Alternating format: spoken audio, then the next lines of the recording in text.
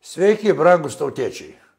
Šiandien kaip tik įsijungi televiziją, radijo imtuvą, atsiverti laikraštį, bet kokią sisteminę žiniasklaidos priemonę, tai be to, kad ne šiandien, o rytoj kariausim, gvildenamas ir kitos problemos. Viena iš jų yra pinigai. Pinigų nėra. Jų nėra nei mokytojam, jų nėra medikam, nėra policijai, nėra žemdirbiam, neįgaliesiem, senoliam, niekam pinigų nėra. Tik tai klausimas iškyla, kodėl jų nėra ir kur jie pasidėjo. Galbūt nusėdo valdininko kišenėse. Galbūt maksimaliai remdami Ukrainos karą, mokėdami po 1,84 BVP. Tai yra stambiausia suma visame pasaulyje. Per daug išsileidom. Galbūt be reikalo skolinamės patys ir aukojam kitiems. O galbūt todėl, kad žlugdomi Lietuvos verslai. Galbūt todėl, kad Lietuvos pramonė traukėsi iš Lietuvos. Galbūt todėl, kad nesąmoningai eikvojami yra ES skiriamos lėšos. Vieno žodžio rezultatas aiškus – pinigų nėra. Mūsų komanda taip negalvoja. Yra sričių, kur pinigai guli tiesiog ant paviršiaus, tik tai reikia jo sugebėti paimti. Paminėsiu keletą. Pirma, tai tranzitas. Lietuva per amžius buvo, yra ir visada bus tiltas tarp rytų ir vakarų. Ir tuo mes privalome naudotis. Autotransporto tranzitas, geležinkelio tranzitas, Klaipėdos uosto galimybių pilnas išnaudojimas. Galų gale Zoknių oro uostas turi tapti dvigubos paskirties ir aptarnaut transatlantinius krovininius skrydžius. Tai pinigai. Mūsų valstybinės strateginės įmonės.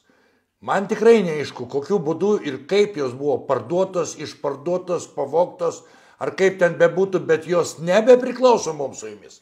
Jos nebėra daugiau Lietuvos piliečio nuosavybė, kas turėtų būti. Jas susigrąžinsime atgal. Pažiūrėkite į įmonės, kurios teikia Lietuvos gyventojams, piliečiams, gyvybiškai svarbias paslaugas. Jos ne tik, kad negali būti pelno siekiančios, bet tikrai tokiomis nebus. Energijos resursus mes privalome pirkti ne per tarpininkus, o tiesiai iš gamintojų. Galų gale turizmas. Mes esam unikali valstybė su unikalia istorija. Mes, lietuviai, esam paskutiniai Europos pagonys. Ir tai domina mūsų kolegas vakaruose. Kaip tai buvo, kodėl tai buvo, kaip taip yra.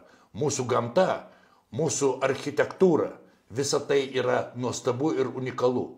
Ir daug kas su malonumu praleistų atostogas vasarą prie ežero, negu kad prie šiltos jūros. Ir mūsų tradicijos. Visą tai mes ne tik tai galime, o privalome pasiūlyti savo draugam. Bet prie viso šito mes turime nustoti kalbėti apie tai, kad ne šiandien, rytoj įvyks karas, nes į nesaugią aplinką niekas nevažiuos. Dar viena tema, tai yra aukštosios technologijos. Žinau, kad Lietuvoje yra įmonių, kurios gamina unikalią produkciją, kurių analogų pasaulyje nėra. Tai jom reikia padėti.